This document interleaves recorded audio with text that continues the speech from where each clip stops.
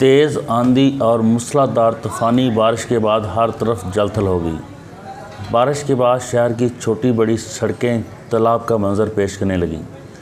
लारी अड्डा पीर महल में पानी भर गया, जिसकी वजह से मुसाफिरों को शदीद मुश्किलात का सामना है।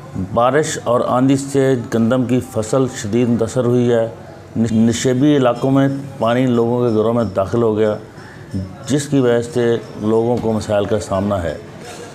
बारिश के साथ ही शहर में बिजली की आंख मचोली का सिलसिला भी शुरू हो गया।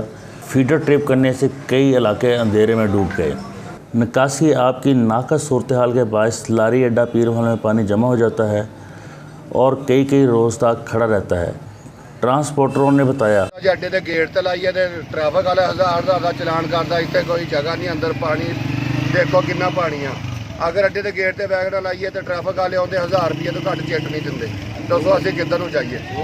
ਜਿਹੜਾ ਨਾ ਬਾਰਿਸ਼ ਦਾ ਪਾਣੀ ਤਲਾਅ ਦੀ ਮੰਜ਼ਰ ਪੇਸ਼ ਕਰਦਾ ਹੈ, ਸਵਾਰੀਆਂ ਨੂੰ ਚੜ੍ਹਨਾ ਲੈਣਾ बड़ा मुश्किल है। तो सर गवर्नमेंट से अपील है कि ये साड़ा मसला है।